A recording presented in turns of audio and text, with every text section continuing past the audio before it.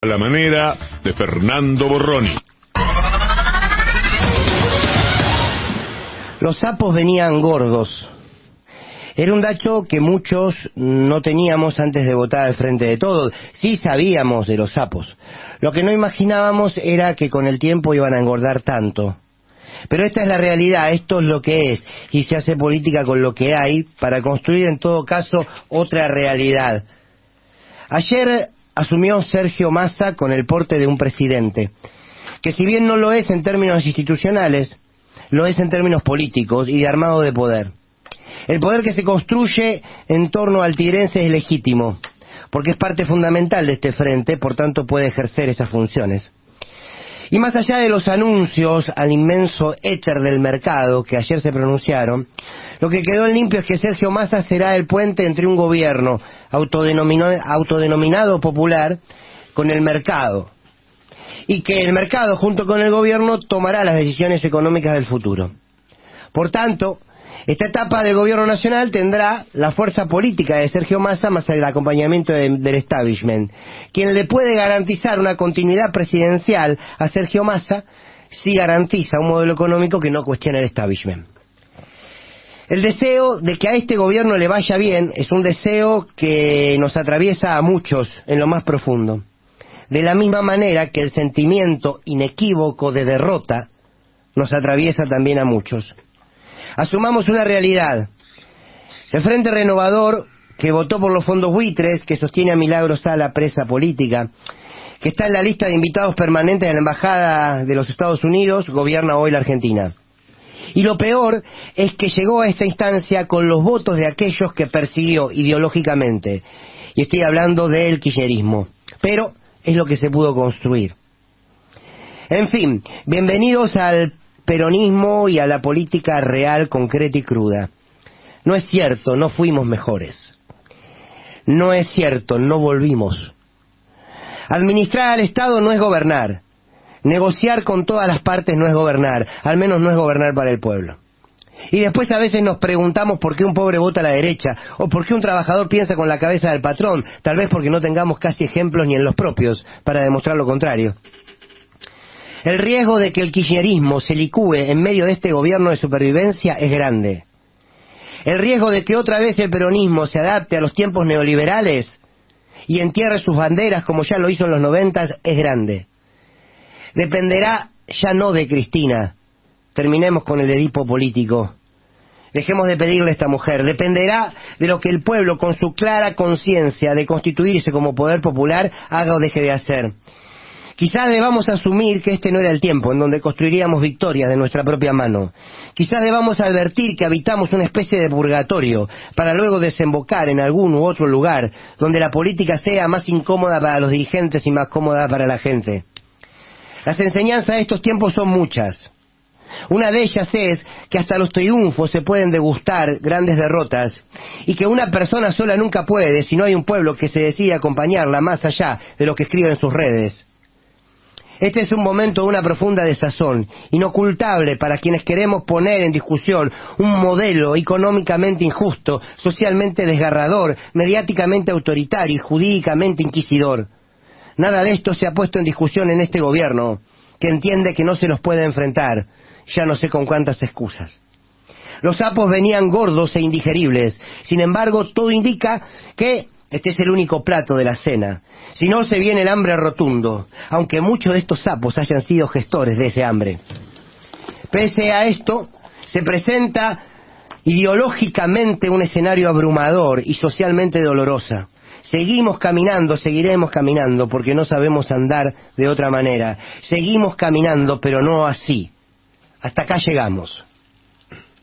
Tocan tiempos dolorosos para quienes soñamos con esa patria sin hambre, con los pibes en la escuela y sus padres y sus madres en el trabajo. Son tiempos difíciles, pero de eso vivimos, de los tiempos difíciles. Así ha sido nuestra historia. La historia de los de abajo, de los torturados, de los marginados, de los perseguidos, de los inagotables tiempos neoliberales. Nuestro campo popular aún carga sus cicatrices, aún tiene el cuero marcado, pero sigue andando. Como alguna vez dijo Álvaro García Linera, luchar, vencer, caerse, levantarse, luchar, vencer, caerse, levantarse, hasta que se acabe la vida. Ese es nuestro destino. Buena suerte, señor presidente Sergio Massa. Si da las peleas que el pueblo reclama, ahí estaremos. Si no, al menos tenga el decoro de no gobernar en nombre nuestro. Fantástico. La columna de Fernando Borroni. Pero después a la medianoche revisé las repercusiones, hay de todo. Me dije, ¿qué pensará mi amigo Borroni? ¿Qué estará pensando Lourdes Suazo? Me dije. Y después me encontré con algunos comentarios. Hay uno por acá de Amado Vudú, tengo de Alicia Castro. ¿Dónde está el de Amado Vudú? Dice, Massa tiene un conocimiento profundo del funcionamiento del Estado. Nadie le va a poder mentir. Ha sido jefe de gabinete y ha estado al frente de la ANSES. Estuvo al frente de un municipio, algo que me parece fundamental. A veces no se le presta atención a la tarea política y operativa de la gestión de un municipio, porque tiene que recaudar, no solo aplicar los fondos, tiene que administrar la situación cercana al vecino. Esa experiencia para mí es importantísima. Sigo con Vudú. Sergio Massa es el que mejor puede describir la cuestión política en los distritos de la Argentina. ¿Por qué empiezo por Vudú? Porque Amado lo conoce a Massa porque fue un poco jefe de Amado. Claro.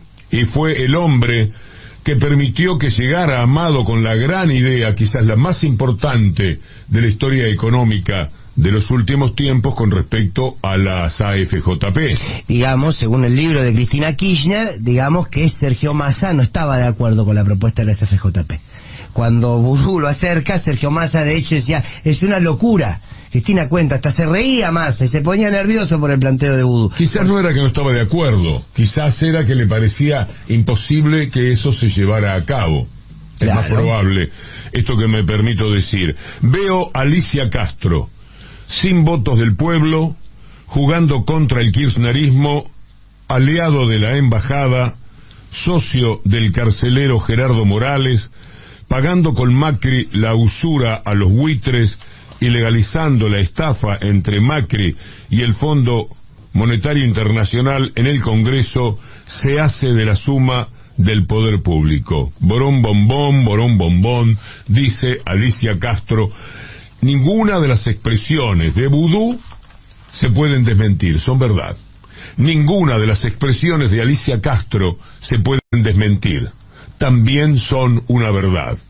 ¿Alguna discrepancia con esto, Fernando Borroni? Miro tu mirada clavada en mí. Tienes razón. Estos dichos de Amado Vudú, en cuanto se entera de que precisamente Sergio Massa iba a ser ministro de Economía, y estos dichos también de Alicia Castro en el mismo sentido. Todos son parte de la realidad. El tema es, hay que preguntarse qué pesa más para cada uno. Enseguida le vamos a decir a la gente qué novedades hubo. Se produjeron novedades, tuvimos algún tipo de anuncio, pero también veo lo que dice Claudio Lozano. Luego de 50 días de corrida cambiaria y financiera, en la que el poder económico ha pretendido marcarle la cancha y la política económica futura al gobierno nacional, resulta francamente alarmante que aparezca en el equipo del futuro ministro Massa alguien como Daniel Marx. Y abre un hilo Claudio Lozano, que leo con gusto, porque Marx es de los personajes más rechazantes que desde el mundo económico nos puedan ofrecer. Hombre de caballo, hombre megacanje, hombre blindaje, estuvo en todas. Personaje que cumplió un papel clave, dice Lozano, en la decisión de no investigar el endeudamiento externo en los albores de la democracia, participando de la gestión del doctor Alfonsín, que a su vez se desempeñó como jefe de negociación de la deuda soberana y fue un factor central en el diseño del plan Braille, donde se incrementó nuestro endeudamiento. Es decir, Marx está en todo lo horrible que le han hecho económicamente a la Argentina y es parte ahora del gobierno de Massa. Digo bien, el gobierno de Massa. Y da la sensación de que Alberto Fernández ha dado un paso al costado. Creo que tiene que buscar los mecanismos para recuperar ese rol de presidente para el que fue votado. El final de ayer, con Alberto Fernández caminando solo hacia un costado, desorientado quizás, o deseoso de salir de todo eso, esto último que digo lo más probable, y Massa triunfal y sonriente, bien estilo Massa, abrazándose con la gente y pidiéndole a los que cantaban por el Frente Renovador que se callaran un poco para que no se notara tanto lo que estaba sucediendo. Esta es interpretación mía, no es que él dijo, che, se nota demasiado, cállense. No lo dijo así, pero pareció que era un gesto de delicadeza. Estaban festejando los muchachos del Frente Renovador, que como dice Alicia Castro, no tienen votos en la llegada a este lugar que han ocupado, pero sí estaban celebrando como si hubieran ganado una elección. Y Massa pidió, por favor, un poco de recato, muchachos. ¿Hay cosas que usted tiene que saber ya mismo? Sí. Por eso digo, buen día. Las palabras van a escuchar acá a Claudio Lozano, que dice algo referido a ese intento de dialogar siempre con el establishment. ¿Será tiempo perdido otra vez? Me permito suponer lo mismo que Claudio Lozano. Todavía estamos en veremos. Habrá que ver. Nos remitiremos a los hechos, como dice Alejandro Apo en alguno de sus comentarios deportivos, porque dice, es mejor, tal equipo viene mejor, pero el adversario es tremendo. Nos remitiremos a los hechos. Y lo mismo va a suceder con esta nueva etapa, otra vez, una etapa nueva del gobierno. Les leí al principio algunos puntos de vista. Amado Boudou, que antes de conocer las medidas decía que Massa tiene un conocimiento profundo del funcionamiento del Estado, y esto es verdad, estuvo ahí, fue jefe de gabinete, estuvo al frente del ANSES, que es uno de los organismos más importantes y más potentes para aprender el país, no solamente para trabajar por el país, estuvo al frente de un municipio. Los municipios lo presenta de una manera muy especial Boudou, enseñan muchísimo. De todas maneras, manejar un municipio no tiene nada que ver con manejar un país. Un municipio son obras, son calles que hay que tener mejor, son esquinas donde poner semáforos, pero no tiene que ver en general con la política nacional, con aquella que determina cuánto gana un trabajador, cómo se divide la renta, etcétera. También les leía lo que dijo Alicia Castro de Massa, que lo comparto tanto como lo que señala Boudou con relación a los aspectos positivos de Massa al frente de un gobierno. Alicia Castro dice una verdad del personaje, jugando contra el kirchnerismo, aliado de la embajada, socio del carcelero Gerardo Morales, pagando con Macri la usura a los buitres, legalizando la estafa entre Macri y el FMI en el Congreso, y le perdona aquellas andanzas por Davos, ¿se acuerdan? Traducido por Pratgay, que le tomaba el pelo diciendo una cosa distinta a la que había dicho Massa, porque Massa no hablaba inglés. De todas maneras, el personaje es interesante, porque si no habla inglés, tiene muy buenos amigos de la embajada y también en los Estados Unidos. Rudolph Giuliani, por ejemplo, ¿se acuerdan aquel de la mano dura? Mano dura que se iba a traer para la Argentina en la idea de Massa. Hay que esperar. Uno desea que le vaya bien a Massa y al gobierno, porque de esa manera le irá bien a la gente, y lo deseamos con mucha sinceridad. Pero de verdad que el personaje no es fácil, no es potable, con comodidad. Hay que entrar un sapo y empujarlo muchísimo. De esto habla también Claudio Lozano respecto a lo que se viene, que es una negociación con el establishment.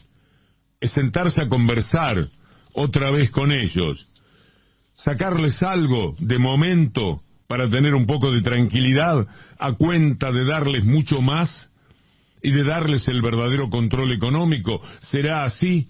Ojalá que no, pero escuchemos a Lozano. Esa lógica de dialogar y conceder, la verdad que no da resultado, porque van por todos. Cuando, digamos, distintos son aquellos reclamos que tienen fundamentos concretos. Entonces uno, al resolver el fundamento concreto del reclamo, el reclamo termina. Ahora, acá está visto que acá no hay ninguna justificación para el reclamo, y por eso cuando se concede, lo que termina pasando es que demandan más. Al final de estas palabras van a escuchar a Néstor Restivo sobre Daniel Marx. Restivo es un Néstor Adrián, periodista, historiador, docente argentino con amplia experiencia en medios periodísticos, con varios libros publicados. Es columnista del programa de nuestra siempre amiga Felicitas Bonavita en la 530 y ha hecho una radiografía de Daniel Marx. También podríamos recurrir a Claudio Lozano, que habla de Marx. Son muchas las dificultades que plantea este momento. Uno trata de salir con la mayor prolijidad posible, pero la prolijidad exige mirar por todo y por todos, pero no desatenderse uno. Que al cabo de todos estos años nos hablen de Marx como un integrante del gobierno de Sergio Massa, sumado a lo que pensamos de Sergio Massa, es una demasía, es una complicación con la que tenemos que andar a cuestas. ¿Cómo te va? Uno se da la mano con el amigo, bien, pero viste lo de Marx, y es así, es muy duro, es muy difícil. Marx es un hombre que está en todas las historias tremebundas que ha tenido que sobrellevar la economía de la Argentina. Es un jugador del establishment, es un antipueblo, es un hombre que jamás va a mirar hacia los conurbanos de Mendoza, Córdoba, Buenos Aires, mucho menos todavía el de Buenos Aires. Es un hombre que va a mirar Fondo Monetario Internacional, Banco Mundial, Banco Central, Clarín, Nación, Sociedad Rural, porque ese poder lo ha podido desde siempre, o él es parte de ese poder. Estos son los elementos que complican el entusiasmo que uno quisiera tener frente a cada cambio, porque cada cambio supone una esperanza. Bueno, no hay que perderla, no es el único, hay otros, no sé si peores, mejores no debe haber muchos, por cómo piensan y por lo que han dicho y por lo que proponían. Pero Marx es como un símbolo que tenemos que asumir, que tenemos que aceptar los ciudadanos que habitamos la República Argentina. Quería mencionar esa dificultad para que por lo menos nos saquemos el entripado. Si no, muy fácil sería decir vamos arriba, ahora hay un cambio, este hombre conoce, este hombre sabe, este hombre tiene contactos. Lamentablemente, cuando hablan de que alguien tiene buenos contactos, es buenos contactos con el poder. Porque todo lo que es para abajo, para el trabajador, para el sindicalista, etcétera, no es un gran contacto. Es un problema. Está muy referido, nos avisan, a movimientos sociales o cosas por el estilo. En cambio, este hombre tiene unos contactos, este Marx, levanta el teléfono y habla con el que se le antoja en el mundo. Pero un mundo que no es el que la gran mayoría habita. Un mundo de unos pocos. Y está ahí. Daniel Marx también es un símbolo de este momento. Cavallo, en junio del año 2001, en el fin del gobierno de la Rúa, Daniel Marx vuelve a la función pública con Cavallo y era el segundo de Cavallo, era el jefe, volvió a ser el jefe de innovación de la deuda externa, el segundo de Cavallo, y fue el que pergeñó el plan canje o el plan mega canje.